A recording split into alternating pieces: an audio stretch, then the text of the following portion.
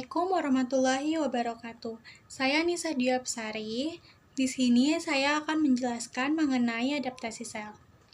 Apa sih adaptasi sel itu? Nah, adaptasi sel itu ialah penyesuaian sel atau jaringan yang bersifat reversibel yang diakibatkan karena adanya suatu jejak sel. Apakah sel mampu mengatur dirinya sendiri? Nah, iya, sel mampu mengatur dirinya sendiri, tetapi dengan cara mengubah struktur dan fungsinya sebagai respon terhadap berbagai kondisi fisiologis maupun patologis. Nah, kemampuan itu sendiri yang dapat dibilang sebagai adaptasi sel. Adapun 5 tipe dari adaptasi sel. Yang pertama itu atrofi.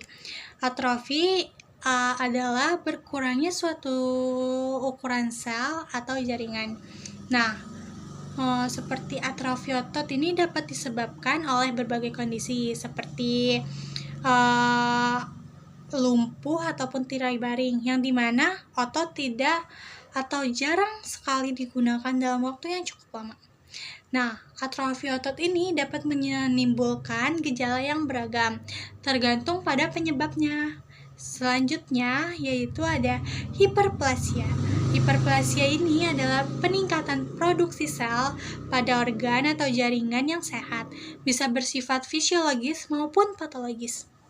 Nah, yang ketiga ada displasia, di mana displasia ini adalah kerusakan pertumbuhan sel yang menyebabkan lahirnya sel yang berbeda ukuran, bentuk, dan penampakannya dibandingkan sel asalnya.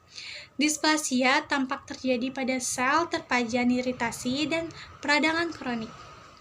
Nah, yang selanjutnya ada hipertrofi, di mana hipertrofi ini adalah bertambahnya ukuran suatu sel atau jaringan. Hipertrofi merupakan suatu respon adaptif yang terjadi apabila terdapat peningkatan beban kerja suatu sel. Nah, hipertrofi ini dibagi menjadi 3 bagian. Yang pertama, hipertrofi fisiologis yang terjadi sebagai akibat dari peningkatan beban kerja suatu sel secara sehat.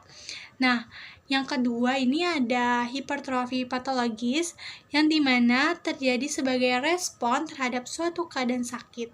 Nah, yang ketiga ini yaitu hipertrofi kompensasi, yang dimana terjadi sewaktu sel tumbuh untuk mengambil alih peran sel. Nah, tipe selanjutnya yaitu ada metaplasia. Metaplasia ini adalah perubahan sel dari satu subtype ke subtype lainnya. Metaplasia ini biasanya terjadi sebagai respon terhadap cedera atau iritasi kontinu yang menghasilkan peradangan kronis pada jaringan. Dengan mengalami metaplasia, sel-sel yang lebih mampu bertahan terhadap iritasi dan peradangan kronik akan menggantikan jaringan semula. Nah, yang terakhir di sini ada neoplasia. Neoplasia ini secara harfiah diartikan sebagai pertumbuhan sel baru dalam tubuh suatu organisme. Nah, sel baru yang terbentuk itu disebut dengan neoplasma. Neoplasma ini merupakan kumpulan sel abnormal yang terbentuk oleh sel-sel yang tumbuh terus-menerus secara tidak terbatas, tidak berkoordinasi dengan jaringan sekitarnya, dan tidak berguna bagi tubuh. Nah, dari yang sudah saya jelaskan mengenai adaptasi sel, ini dapat dikatakan dengan sel beradaptasi terhadap perubahan lingkungan internal individu, selayaknya individu beradaptasi dengan perubahan lingkungan luar. Nah, adaptasi dapat berupa respon balik, respon struktural, maupun respon fungsional. Terhadap kondisi fisiologis dan kondisi sakit, sel beradaptasi dengan mengubah ukuran, jumlah, dan tipe sel yang dapat berubah salah satu atau kombinasi ketiganya. Nah, pengetahuan tentang reaksi struktural dan fungsional sel terhadap agen infeksius, termasuk kerusakan genetik, merupakan kunci dalam memahami proses penyakit. Nah, sekian dari saya, Nisa Diapsari. Mohon maaf jika banyak kesalahannya. Wassalamualaikum warahmatullahi wabarakatuh.